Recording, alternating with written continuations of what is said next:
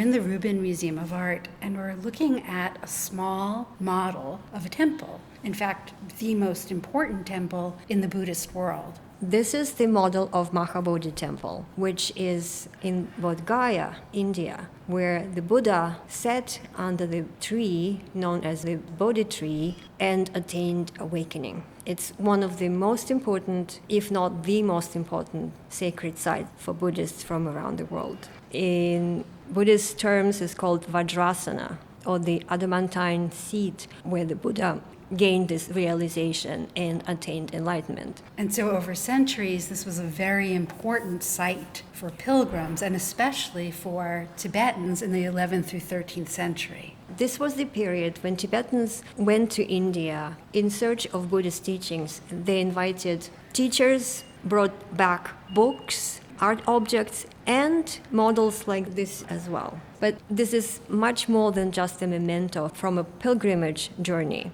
It represents the essence of the site. In fact, we see several things here that are not part of the structure of the actual temple. For example, we see that tree that the Buddha sat beneath until he reached enlightenment. It's not really part of the actual structure of the building, but here it is incorporated into the model to be part of that symbolic representation of the site itself.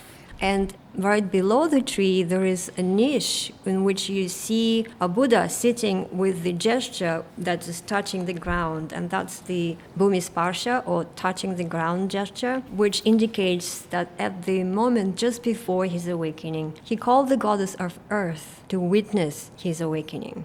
The model is rectangular in plan. It has an entrance with columns. It's topped by a tower in the center with a stupa on top, and in addition, smaller towers on the four corners topped by stupas. And this very intricate carving, quite masterfully done. But if you really look and try to decode what these images are, you come to realize that they're not just images of seated Buddhas, they're also images that represent the events from the Buddha's life, which is not part of the actual temple's carvings. What it tells us is that this model is not just a replica of the building, it is a symbolic representation of the Buddha's life and the most important event in his life, the awakening. But all the other events, many of them are also depicted here. For example, we see as parinirvana. Parinirvana is the event of the Buddha's passing, of Buddha's death, when his last physical existence as a human being in this world ended. We also see a scene of his birth, in which his mother, Maya, is standing, grasping a branch of a tree, and the Buddha-to-be, a little baby, is coming out of her right side.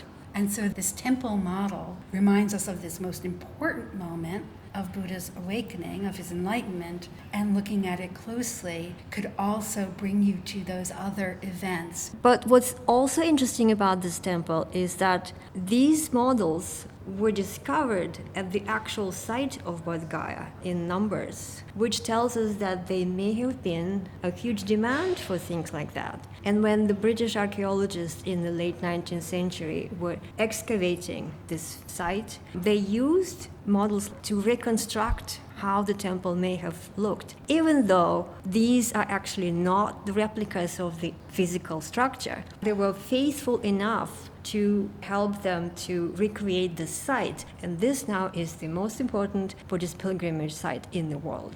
What's important about this site and how it's been maintained over centuries is the international nature of the devotion and effort that was taken in maintaining this site. There were also inscriptions discovered, Burmese, Chinese, as well as Tibetan inscriptions, which really testify how important the site was for all of the Buddhists, including Tibetan Buddhists, who went there to pay homage to the site, but also to accumulate merit, because it is said in Buddhist tradition that once you visited Bodhgaya, it is assured that you will attain enlightenment at some point.